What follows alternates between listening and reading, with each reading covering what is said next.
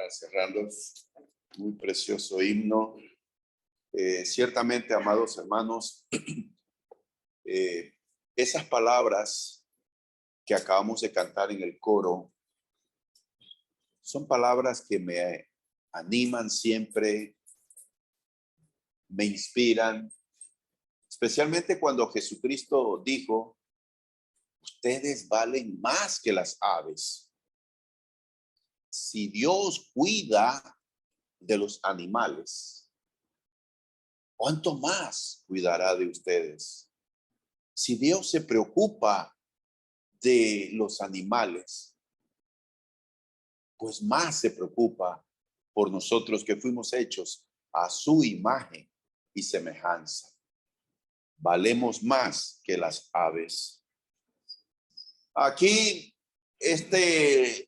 esta iglesia de la que formamos parte se llama Iglesia de Cristo. Pero este no es un título, no es un nombre. Es simplemente una declaración tomada del Nuevo Testamento. Con ese nombre con que nos identificamos, simplemente estamos diciendo que la iglesia, que somos nosotros, le pertenece a Cristo, porque Él la compró con su propia sangre. Él la planeó y Él la estableció, y Él vendrá a llevarla. La iglesia es de Cristo. Sí, mire, no creemos que nosotros, la iglesia de Cristo, somos la mejor de todas las iglesias que hay. No creemos eso. Tampoco creemos que solo nosotros, la iglesia de Cristo, se va a salvar y que todas las demás iglesias van a ser condenadas. Eso no lo decimos, porque el juicio le corresponde a Dios. Pero sí creemos que la iglesia y la doctrina que ella practica son importantes. Y sí creemos que es importante que evaluemos y revisemos cuáles son los fundamentos doctrinales de la iglesia a la que pertenecemos. La iglesia de Cristo le da importancia a la doctrina, lo que creemos, lo que enseñamos, lo que practicamos. Porque el Nuevo Testamento le da importancia a la doctrina.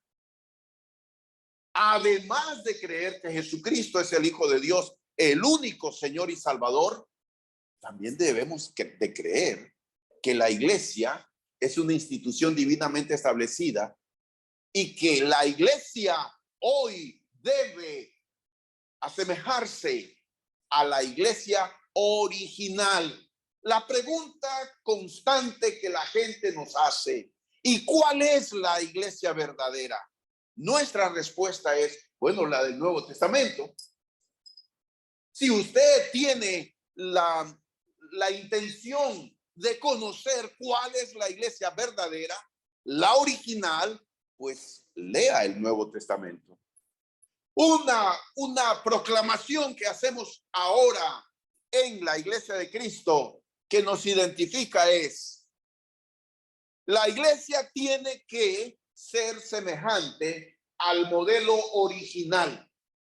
Necesitamos parecernos doctrinalmente a la iglesia original. Esa es nuestra proclama, ese es nuestro anhelo.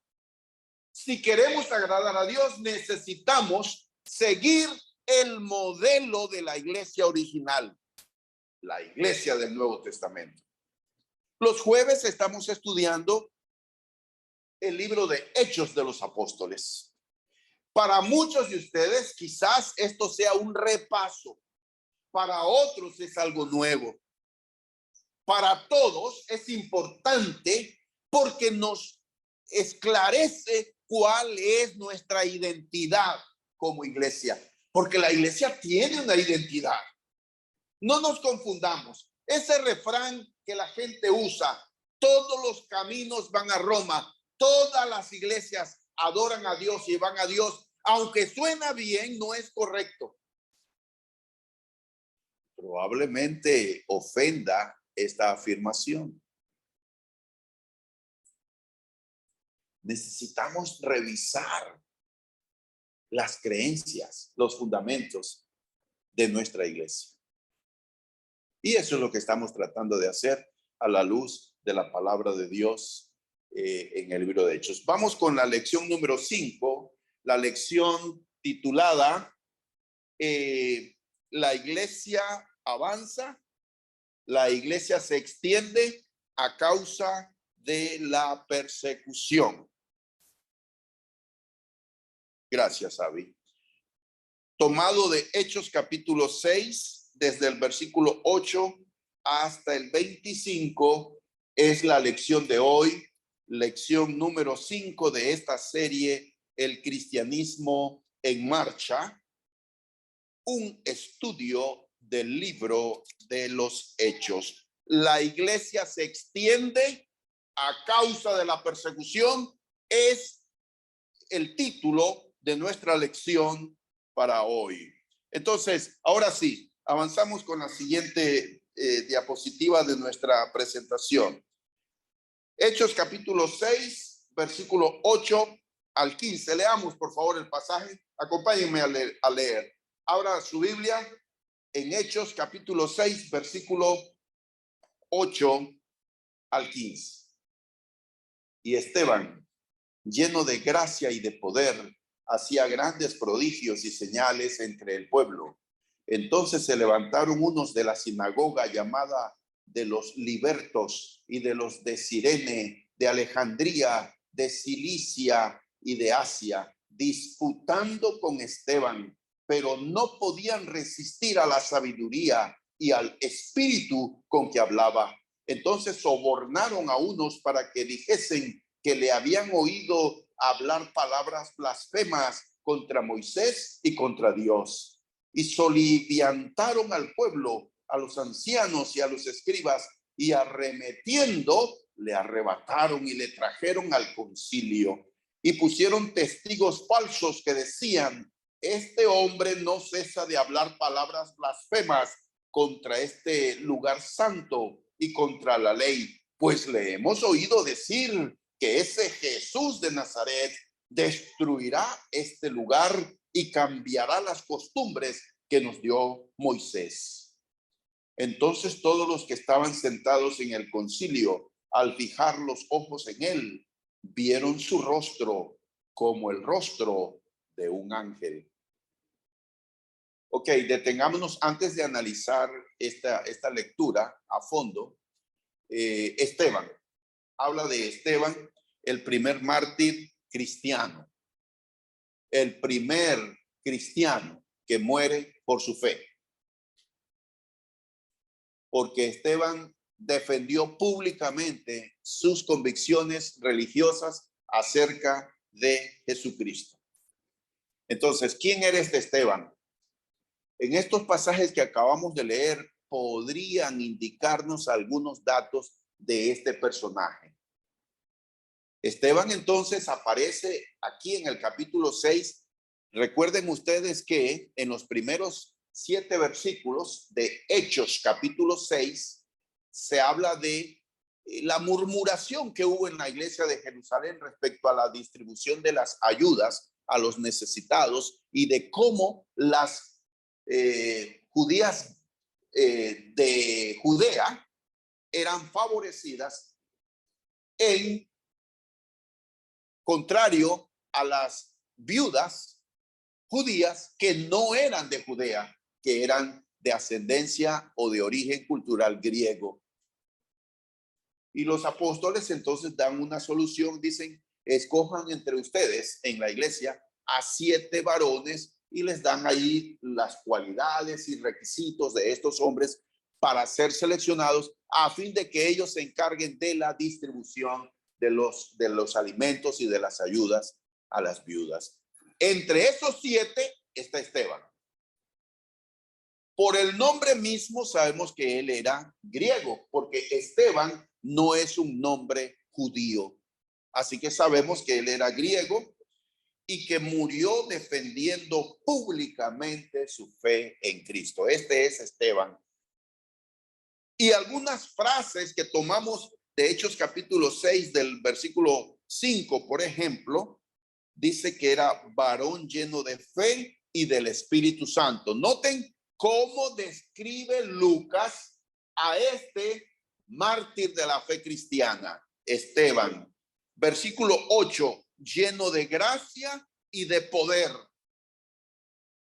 Hacía grandes prodigios y señales entre el pueblo. Esteban, miren ustedes la calidad de este cristiano. Y en el versículo 10, no podían resistir a la sabiduría y al espíritu con que hablaba. Yo quisiera que nos introduzcamos, que nos sumerjamos a estos pasajes bíblicos y que tratemos de visualizar a este hombre, a este primer mártir de la fe cristiana, Esteban. Dice el versículo 15, vieron su rostro como el rostro de un ángel. He aquí el primer mártir de la fe cristiana, defendiendo con valentía sus convicciones religiosas públicamente, aún al precio de, ¿qué cosa? Su vida. Qué valor, qué osadía, qué convicción tenía este hombre. Públicamente defiende su fe. Necesitamos más Esteban entre nosotros. Hombres y mujeres que defiendan sus convicciones, aunque todo el mundo diga lo contrario.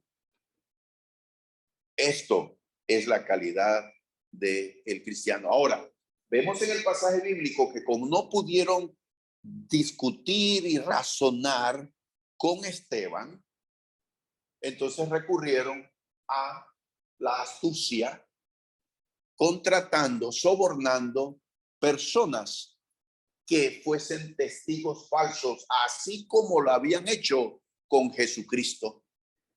¿Recuerdan? El evangelio habla de cuando Cristo fue presentado ante este mismo tribunal, el Sanedrín, el Consejo Supremo de los Judíos, se levantaron falsos testigos contra Jesús y se contradecían entre sí.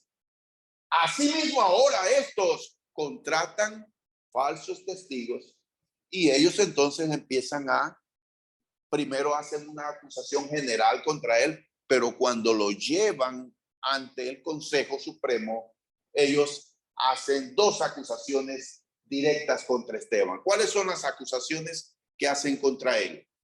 Acabamos de leer. La primera es de que él dijo que ese Jesús de Nazaret va a destruir el templo. Y la segunda, va a quitar las tradiciones que Moisés nos ha dejado. ¿Y quién era Moisés? El máximo líder religioso de la nación judía. Son las dos acusaciones que hacen contra él. Y según la ley de Moisés, estas son blasfemias. Y los blasfemos deben morir. Es lo que ellos están presentando. Una acusación seria contra Esteban. Avanzamos en la presentación.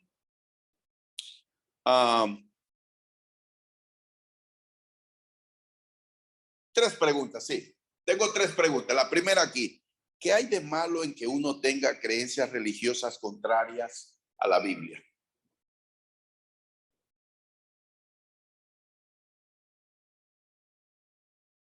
¿Qué hay de malo en eso?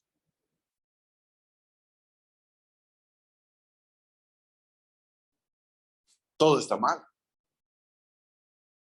¿Por qué? Fíjense ustedes la pregunta. Parece una pregunta sencilla, pero ¿saben ustedes que esta pregunta es actual? Porque muchas personas no aceptan a la Biblia como la verdad. La Biblia es un libro más. No necesariamente es la verdad. Ese es el pensamiento. Miren lo que nosotros proponemos. Escuchen esto. Y les digo cuál es mi convicción. Creo que la Biblia contiene la verdad. No hay más aparte de la Biblia. No existe otro libro sagrado que contenga verdad. Solo hay un libro y esa es la Biblia. Es una convicción. ¿Cómo responden las personas? ¿Qué actitud tienen ante tal afirmación? Pues de burla. Sí. Nosotros creemos que toda convicción religiosa debe surgir de lo que la Biblia dice. Esa es una afirmación. ¿Saben ustedes que una de las afirmaciones que tenemos en las iglesias de Cristo es todo lo que la iglesia cree, practica y enseña debe tener un fundamento en la Biblia? Y si no está ese fundamentado en la Biblia, entonces no se debe enseñar ni practicar. Ya queda a criterio propio, pero no es autoritativo en la iglesia. Lo que es autoritativo es aquello que tiene su fundamento en la Biblia, particularmente en el Nuevo Testamento. Segunda pregunta que tengo para ustedes, a ver si avanzamos. ¿Cómo se cataloga la actitud de uno que es confrontado con la verdad bíblica, pero no la acepta?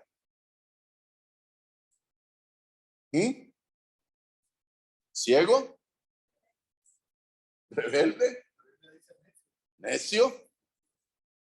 ¿Obstinado? La obstinación, pues estás enseñándole con la palabra de Dios, pero no acepta la palabra de Dios. Incrédulo. Seguimos. Siguiente, la tercera pregunta para ustedes. ¿Qué dice la Biblia respecto a debatir sobre nuestras creencias religiosas? Negativo, ¿ok? ¿Qué dice la Biblia respecto a debatir sobre nuestras creencias religiosas? ¿Ok? ¿Dónde dice eso? Vamos a ver. Primera de Pedro, capítulo 3, versículo 15. Mira lo que dice Primera de Pedro 3:15. Judas 3 también es el siguiente texto que quisiera que leamos. Primera de Pedro 3:15. La pregunta, ¿qué dice la Biblia respecto a debatir sobre nuestras creencias religiosas? Primera de Pedro 3:15. Sino santificad a Dios el Señor en vuestros corazones y estad siempre preparados para presentar defensa con mansedumbre y reverencia ante todo el que os demande razón de la esperanza que hay en vosotros. ¿Saben ustedes la palabra apología? Pero se emplea también para la defensa de la fe. Los cristianos no debemos temer al debate con temor y reverencia, con respeto, con humildad. Pero necesitamos hablar de nuestras convicciones. Les digo esto, en el mundo cristiano, en el mundo evangélico, el mundo cristiano en general, ¿saben ustedes que solamente en la iglesia de Cristo se habla en este sentido? No, que necesitamos hablar de la doctrina, porque la doctrina que la iglesia practica y enseña es importante. Y vemos primero de Pedro 3:15 que nos pide que estemos preparados para presentar defensa de nuestras convicciones doctrinales, religiosas. Hermanos, por eso estudiamos la Biblia. Por eso estamos leyendo la Biblia. Todo lo que creemos, practicamos y enseñamos debe tener un fundamento y debemos saber por qué. ¿Por qué? Y luego entonces tenemos Judas 3. Miren el texto bíblico este. Judas 3, antes de Apocalipsis.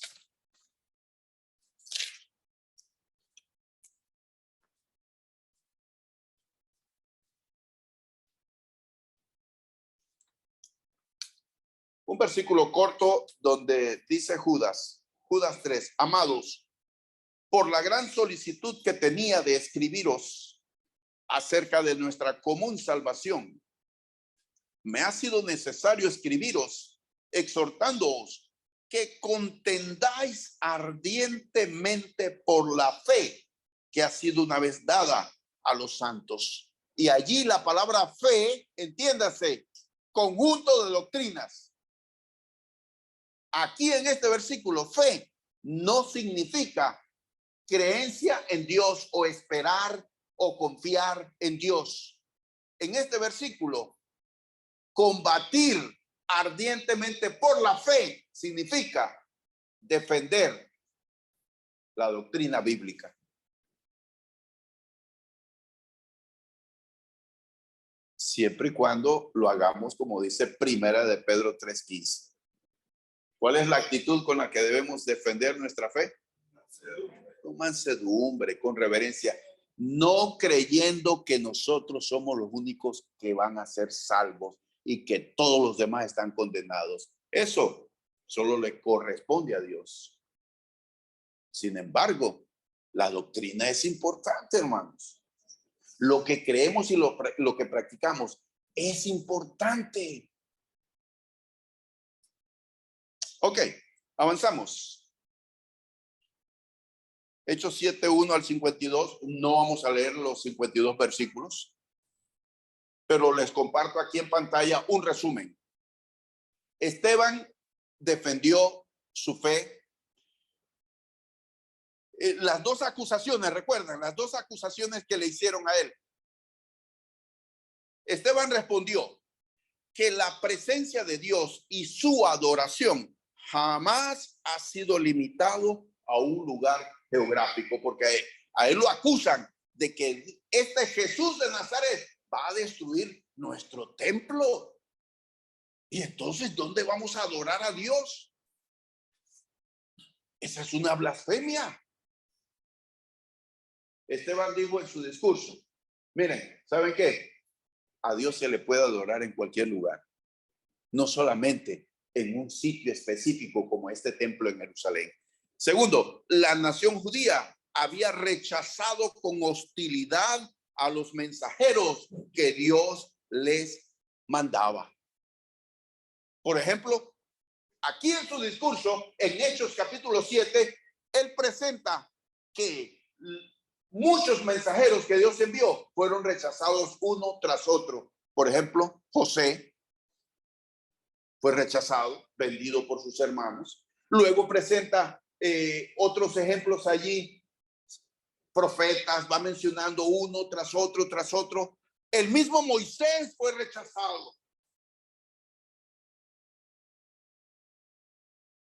Tercero, el pueblo judío en muchas oportunidades no había obedecido la ley de Dios, y sus oyentes, aquellos que estaban acusándolo, igual que sus antepasados, tampoco lo estaban obedeciendo.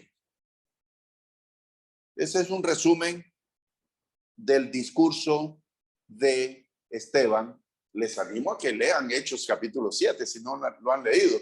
Y yo le agradezco a Randolph que en los anuncios previo a la clase del jueves siempre está diciendo, oiga, este es el pasaje para este estudio del jueves, léanlo. Que también el jueves pasado Randolph me presentó una inquietud válida y yo la comparto. Me dijo, mira hermano, el material que contiene cada lección de los jueves, el tiempo no es suficiente, no alcanza. Deberíamos de extender un poco y hablar con los hermanos, ya sea que vengan 15 minutos antes o nos quedemos 15 minutos después de la hora establecida para completar el material de estas clases. Y bueno, me parece una idea excelente, Randolph. Entonces, hay un resumen, pues, de Hechos capítulo 7, el discurso de Esteban, un discurso, una defensa de su fe muy vehemente, valiente, que le costó la vida. Siguiente. Dos preguntas que tengo para ustedes. La primera, ¿cuál era la función principal de los verdaderos profetas? Y la segunda, ¿a qué se enfrentaban los verdaderos profetas en el cumplimiento de su misión? Les dejo a ustedes con la primera pregunta. ¿Cuál era la función principal de los verdaderos profetas? Sí, Randolph. La iglesia estaba empezando, ¿verdad? Durante los dones que ellos habían recibido. Pero me refiero con esta pregunta, perdón, a los profetas del Antiguo Testamento. Del Antiguo Testamento. Sí, a los profetas. ¿Cuál era la función principal de los verdaderos profetas? Señalar las faltas. Llamar al pueblo al arrepentimiento.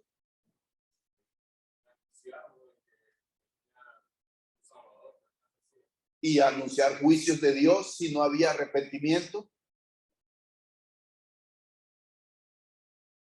La labor de los profetas verdaderos era decirles la verdad,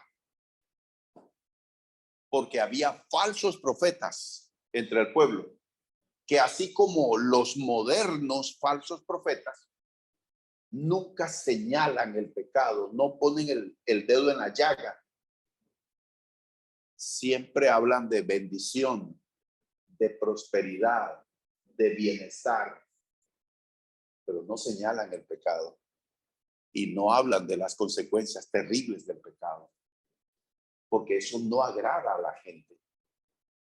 Y porque hablar la verdad ofende. Los verdaderos profetas de Dios decían al pueblo la verdad, aunque fuera impopular y ofendiera. Y por lo tanto, esto nos lleva a la segunda pregunta. ¿A qué se enfrentaban los verdaderos profetas en el cumplimiento de su misión? Al rechazo, a perder la vida, a ser encarcelados, a recibir burlas. Sí, eran los verdaderos profetas. Pero ahora, hermanos y hermanas, estas dos preguntas son para ustedes, porque nosotros somos llamados a proclamar la palabra de Dios en este mundo que no quiere oír la verdad.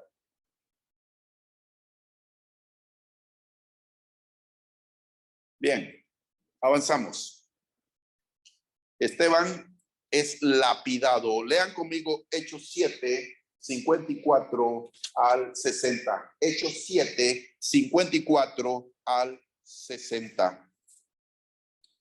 Aquí en pantalla comparto algunos versículos, pero vamos a leer entonces los textos en la Biblia.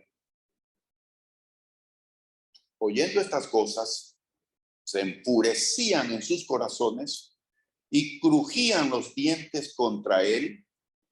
Pero Esteban, lleno del Espíritu Santo, puesto los ojos en el cielo, vio la gloria de Dios y a Jesús que estaba a la diestra de Dios, y dijo: he aquí, veo los cielos abiertos y al Hijo del Hombre que está a la diestra de Dios.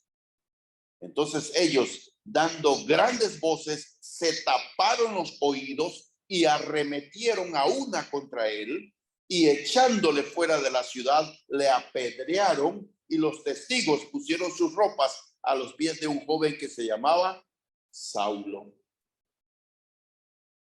Y apedreaban a Esteban mientras él invocaba y decía: Señor Jesús, recibe mi espíritu.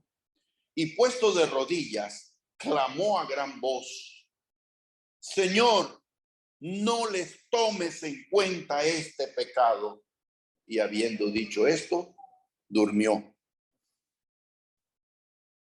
Entonces aquí resalto en pantalla para repetir el versículo 54. Cuando oyeron estas cosas, lo que Esteban les dijo, se enfurecieron y rechinaron los dientes contra Esteban. He querido compartir en pantalla estos versículos porque miren ustedes cuán descriptiva es la furia y la rabia que esta gente sintió. Y hubo un linchamiento público. Apedrearon a Esteban.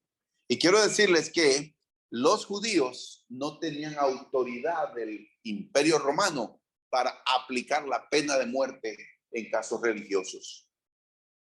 En efecto, la pena de muerte solo era aplicada por un tribunal romano. Sin embargo, aquí esta turba enfurecida. ¿Por qué? ¿Qué les enfureció? La verdad, lo que Esteban dijo, con valentía, públicamente, repitió y les proclamó la verdad. Ustedes siempre han endurecido sus corazones. Así les dijo. Lean ustedes el Hechos 7. Ese discurso de Esteban que le costó la vida. Pero ellos se taparon los oídos y dando fuertes gritos, se lanzaron todos contra él. Lo sacaron de la ciudad y lo apedrearon. Y antes de morir, Esteban clamó: Señor, no les tomes en cuenta este pecado. ¿Les suena familiar esta oración? Jesús, una de las 7 palabras en la cruz. Vemos a Esteban. Otra vez lo repito, el primer mártir de la fe cristiana, pidiendo que Dios perdone a estos mismos que le están lanzando piedras para matarlo. Y en efecto murió. Durmió, dice el texto bíblico, porque en la Biblia, morir, cuando una persona muere, uno no se esfuma, uno no se vuelve gases, uno no desaparece, no se desintegra. El cuerpo muere, pero yo sigo viviendo y salgo de este cuerpo que es mi casa terrenal.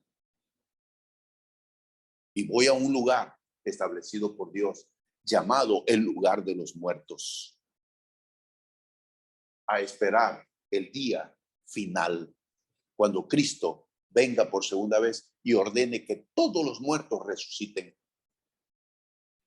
Eso es parte de nuestra doctrina. ¿Ven que la doctrina es importante? Y necesitamos conocerla para responder a todo el que demande razón de nuestra esperanza. Avanzamos, continuamos. La iglesia es perseguida por Saulo. Leamos Hechos 8, 1 al 4. Y Saulo consentía en su muerte. En aquel día hubo una gran persecución contra la iglesia que estaba en Jerusalén, y todos fueron esparcidos por las tierras de Judea y de Samaria, salvo los apóstoles. Noten esto, los apóstoles se quedan en Jerusalén, pero la persecución ahora no solo es contra los apóstoles, es contra toda la iglesia. Al inicio la persecución era contra los líderes, Pedro y Juan. Pero ahora la persecución es contra la iglesia. Y leamos entonces el versículo 2. Y hombres piadosos llevaron a enterrar a Esteban e hicieron gran llanto sobre él. Y Saulo asolaba la iglesia y entrando casa por casa arrastraba a hombres y a mujeres y los entregaba en la cárcel. Pero los que fueron esparcidos iban por todas partes anunciando el evangelio. Quedémonos aquí en la lectura bíblica para analizar algunas cosas. Vemos aquí a Saulo, que más tarde se llama Pablo. Y entra en escena Saulo como el que está cuidando la ropa de los que apedrean a Esteban en Hechos capítulo 7 al final. Y ahora en el capítulo 8 entra como un protagonista principal en esta historia, donde dice que asolaba a la iglesia, entraba casa por casa y arrastraba a los discípulos de Cristo. Y entonces vemos aquí cómo él, como dice el libro que estamos estudiando, El cristianismo en marcha, como una fiera, como un animal que prueba la sangre y que le gusta.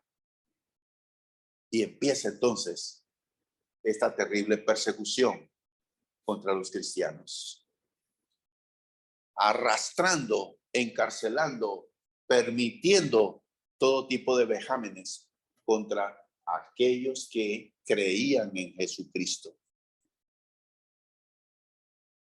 Nosotros vinimos aquí y estamos reunidos. No hay temor a ninguna persecución. Pero saben ustedes que ahora hay lugares en el mundo donde no podemos tener esta libertad para creer en Jesucristo y adorar al Dios que nosotros adoramos. Hay persecución aún ahora. Nosotros no estamos anuentes, ignoramos que hay lugares en el mundo. Por ejemplo, miren, ustedes ven a los musulmanes que vienen aquí a nuestros países.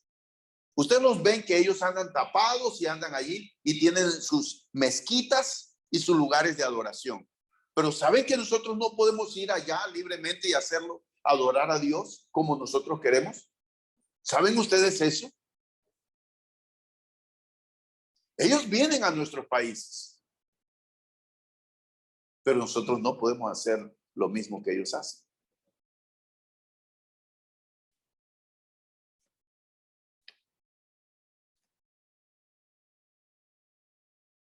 Saulo creyó que servía a Dios persiguiendo a la iglesia. Esto lo dijo él cuando él cuenta su testimonio en Hechos capítulo 26, versículo 9. Noten esto. Él creía que estaba honrando a Dios persiguiendo a los cristianos. Su conciencia le decía que estaba bien. Y luego en Hechos 23:1 afirma que siempre había vivido ante Dios con la conciencia tranquila, aun cuando él perseguía a los cristianos. ¿Cómo esto puede ser posible?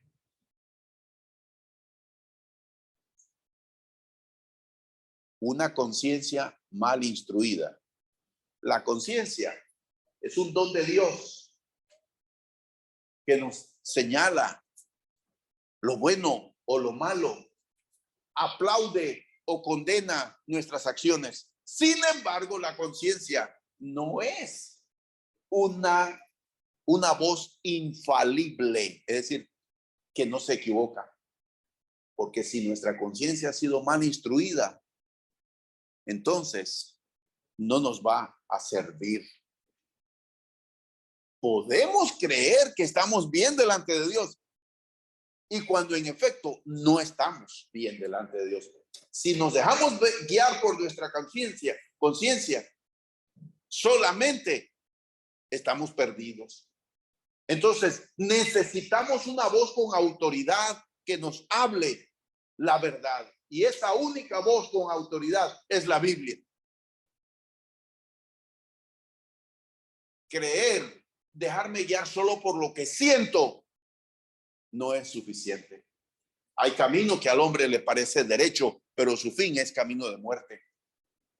¿Y qué dice Jeremías respecto a creer y confiar en mi corazón? ¿Qué dice Jeremías 17:9?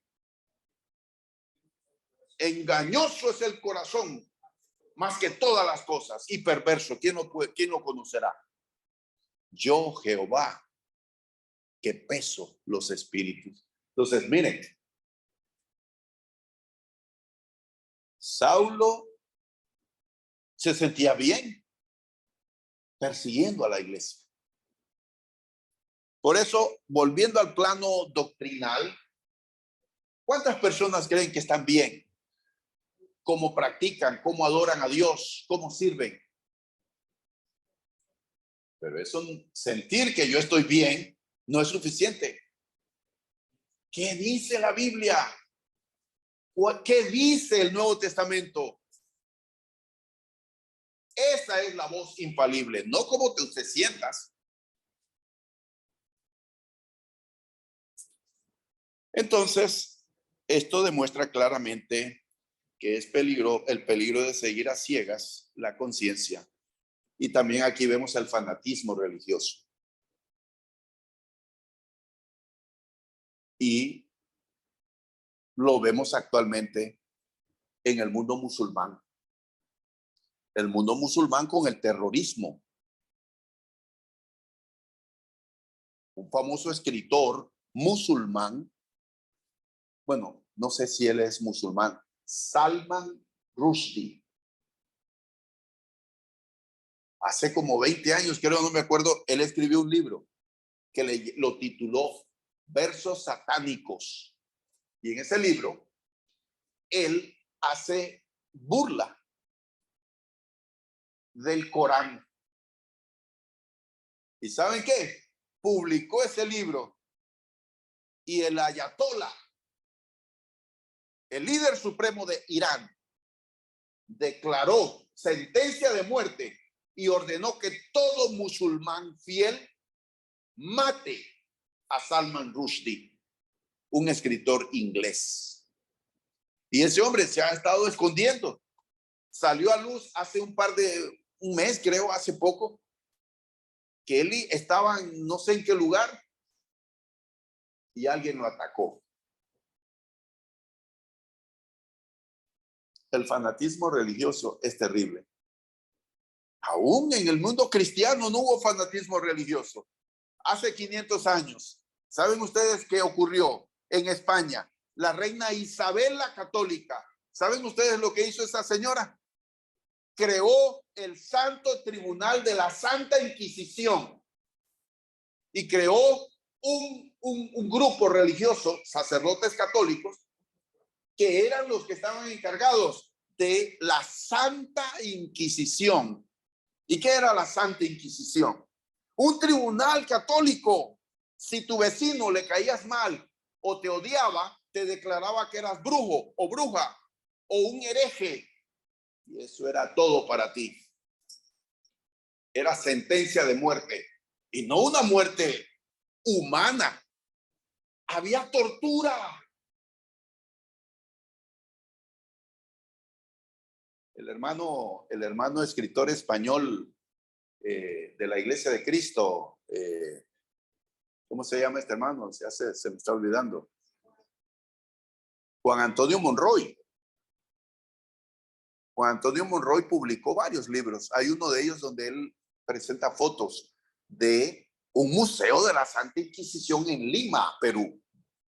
Y él presenta máquinas de tortura a nombre de la fe católica. Fanatismo religioso es malo, sea de quien venga. Debemos tener cuidado nosotros del fanatismo religioso. Un fanatismo religioso sería decir, solo la iglesia de Cristo se salva, todas las demás están perdidas. Eso no significa que nosotros creamos de que no importa lo que crean los demás, todo está bien. No, hermanos. Tenemos convicción y creemos que la doctrina sí importa. Sí importa. Y la doctrina tiene que ser la doctrina de la iglesia del Nuevo Testamento. Y la iglesia tiene que seguir el modelo de la iglesia del Nuevo Testamento. Esas son convicciones. Y necesitamos saber cuál es nuestra identidad. Tenemos una identidad. La iglesia tiene su identidad. Seguimos el modelo original. Y lo único que nos interesa es seguir el modelo original. El modelo de la iglesia del Nuevo Testamento. En su organización, en su práctica, en su enseñanza, lo que dice el Nuevo Testamento. Muy bien, seguimos. Los que fueron esparcidos iban por todas partes anunciando el evangelio. Allí está, ¿verdad? En Hechos capítulo 8, versículo 4. Todos los cristianos tienen el privilegio y la responsabilidad de participar en la difusión del evangelio. Tomen nota de esto, hermanos. Es una obligación nuestra, de todos. La persecución no fue un obstáculo, más bien fue un impulso para la iglesia. En lugar de impedir la obra del Dios Todopoderoso, la persecución puso en marcha el segundo paso del plan de evangelización. ¿Se acuerdan ustedes cuál era el plan de evangelización? Hechos capítulo 1, versículo 8. ¿Cuál era ese plan? Un plan sencillo. Me seréis testigos en Jerusalén, en Judea, en Samaria y hasta lo último de la tierra. Ese era el plan de evangelización. Estaba la iglesia en Jerusalén, muy cómoda, pero vino una persecución y los hermanos salieron, pero fueron predicando el evangelio donde quiera que iban. Y esto siempre se ha cumplido así. Hermanos y hermanas, mujeres fieles y hombres fieles han llevado el evangelio y han empezado iglesias del Señor donde quiera que han ido. Así han nacido congregaciones, aún aquí en la República de Panamá. Así comenzó en Darién la evangelización. El hermano Simón Castro llegando a Tortí y diciendo, miren, me voy con mi familia a Tortí. Él era uno de los pioneros allá de esa región. Dijo, pero yo quiero que la iglesia se establezca.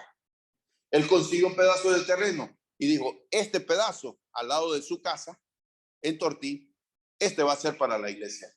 Construyó la primera casita de madera, piso de tierra, la iglesia del Señor ahí. Y de ahí se esparce. Hombres y mujeres, sencillos, pero con la convicción de que hay que predicar el evangelio.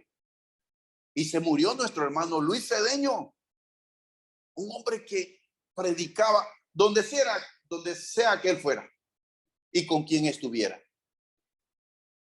Daba gusto escucharlo. Solo tenía un tema para hablar y era la palabra de Dios.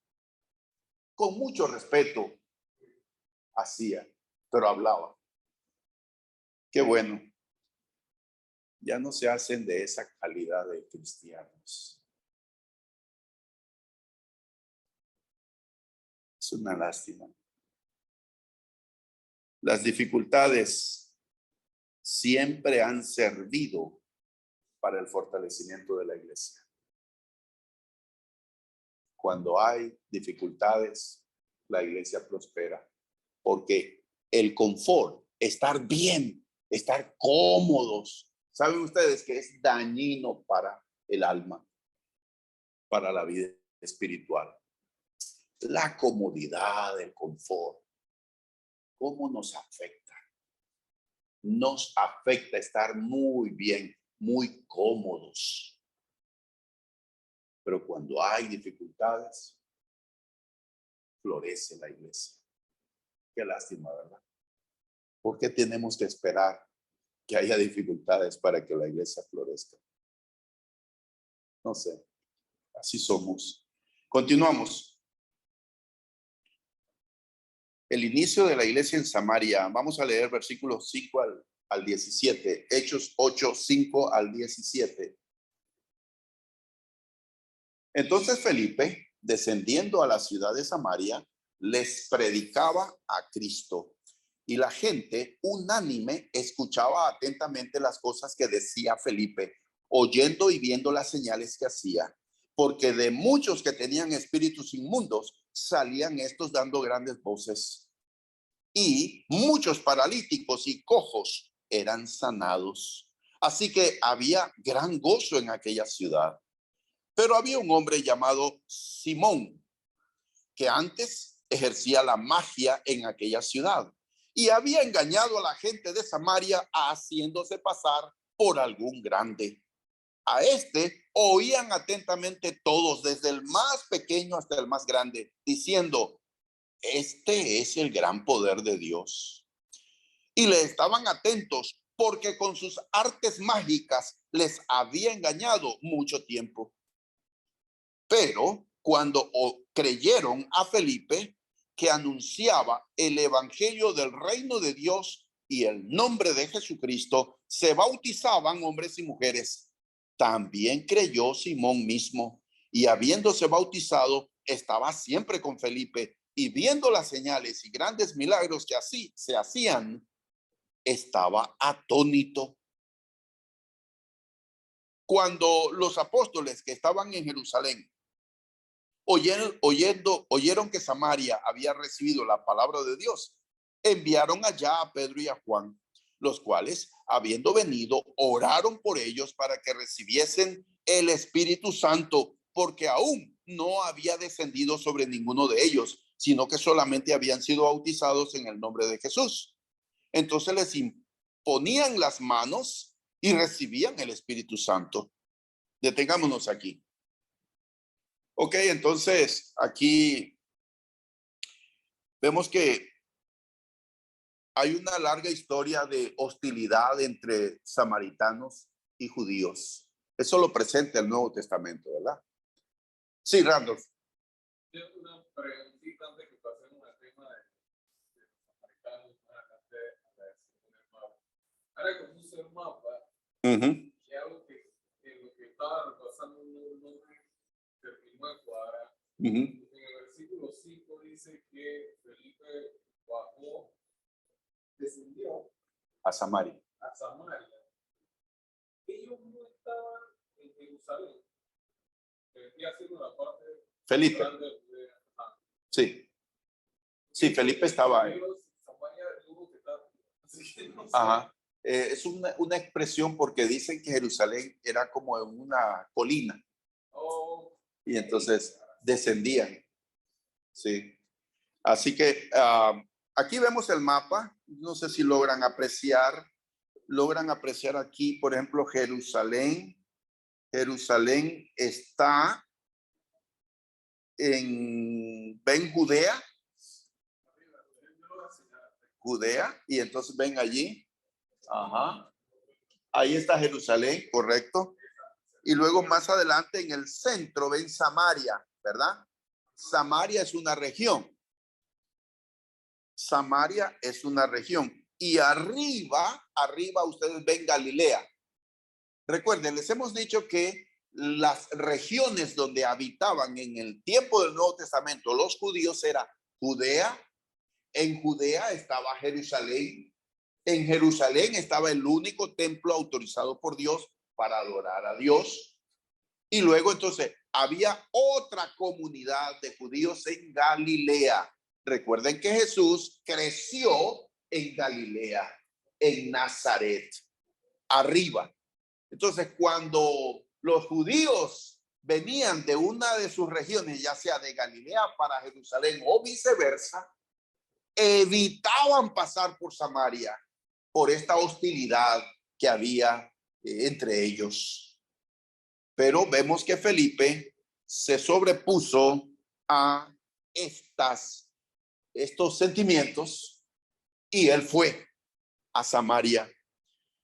Y vemos que él llegó predicando el evangelio del reino y a Jesucristo. Pero también Felipe hizo grandes milagros. Y entonces dice que la ciudad estaba llena de gozo por la obra y por la sanidad que Felipe hacía. Y la respuesta dice Hechos 8:12, cuando creyeron a Felipe, que les anunciaba el evangelio del reino y a Jesucristo, se bautizaban hombres y mujeres. Avanzamos en este pasaje. Tenemos aquí: todos recibimos el don del Espíritu Santo cuando somos bautizados. Escuchen esto, es una de las doctrinas básicas nuestras de la Iglesia de Cristo. Esto es como el abecedario. Todos recibimos el don del Espíritu Santo cuando somos bautizados, ¿verdad? Es el cumplimiento de la promesa de Dios. Joel 2:28 y 29.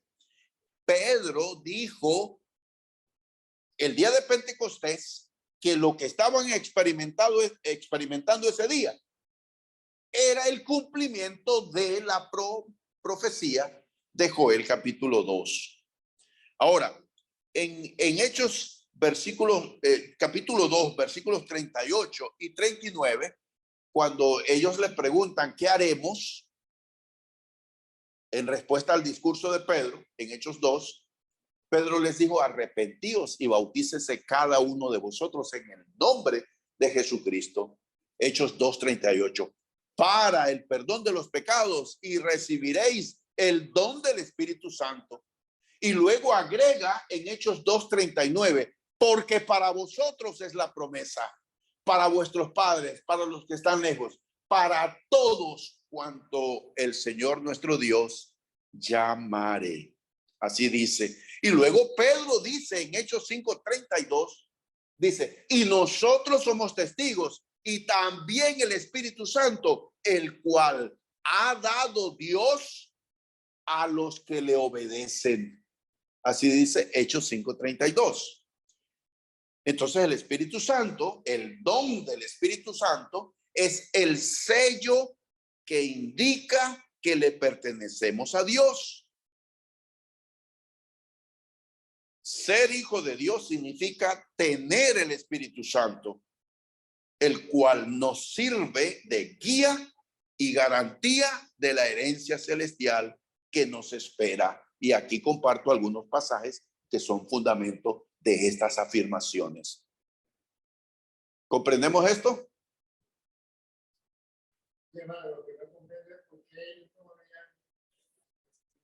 Ahora vamos con esto, la siguiente.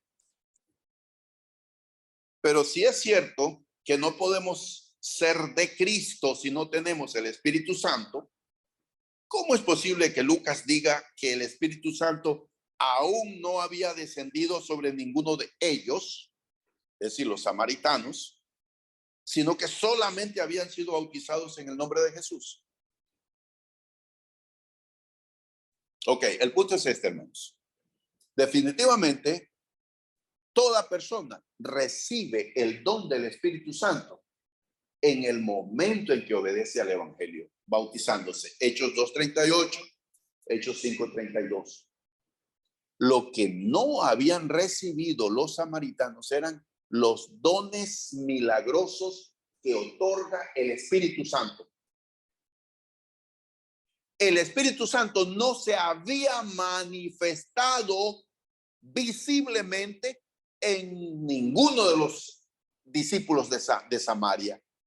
No tenían los dones milagrosos.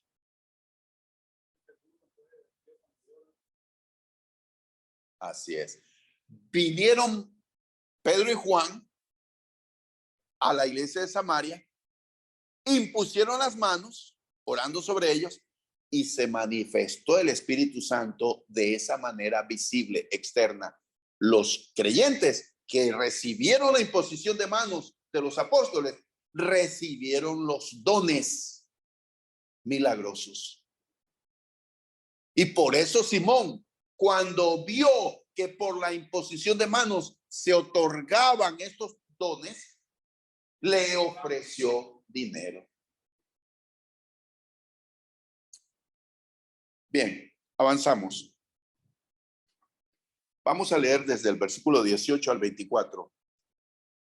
Hechos capítulo 8, 18 al 24. Cuando vio Simón que por la imposición de las manos de los apóstoles se daba el Espíritu Santo, entiéndase, dones milagrosos, les ofreció dinero diciendo: dadme también a mí este poder para que cualquiera a quien yo impusiere las manos reciba el Espíritu Santo. Entonces Pedro le dijo: tu dinero perezca contigo, porque has pensado que el don de Dios se obtiene con dinero. No tienes tu parte ni suerte en este asunto, porque tu corazón no es recto delante de Dios. Arrepiéntete pues de esta tu maldad y ruega a Dios si quizá te sea perdonado el pensamiento de tu corazón, porque en hiel de amargura y en prisión de maldad veo que estás. Respondiendo entonces Simón dijo: rogad vosotros por mí al Señor, para que nada de esto que habéis dicho venga sobre mí. Bien. Este asunto de Simón, algunos dicen, bueno, ¿fue convertido de corazón, de verdad? ¿Era un genuino cristiano o no? ¿Qué dice el texto bíblico? Él creyó y sí se convirtió. Sí.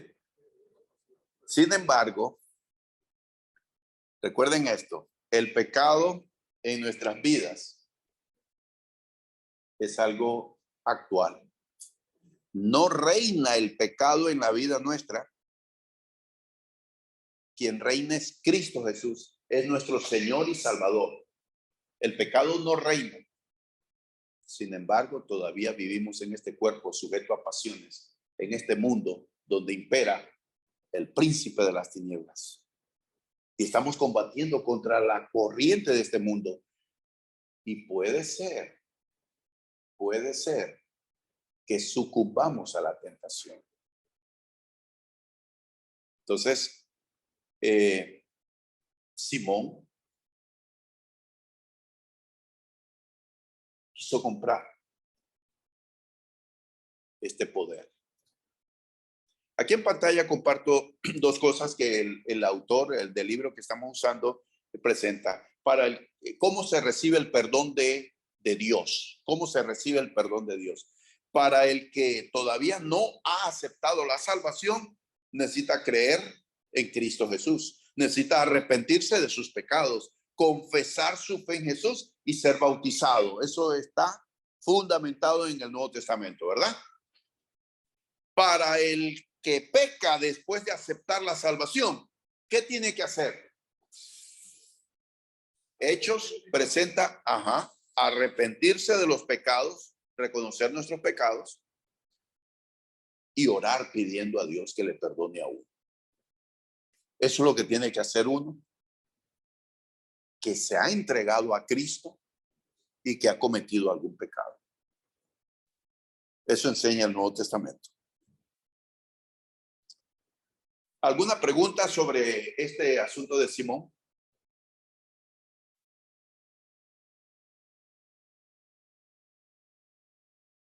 Bien. avanzamos. Yo creo que aquí terminamos, ¿verdad? Sí. Esta es la última.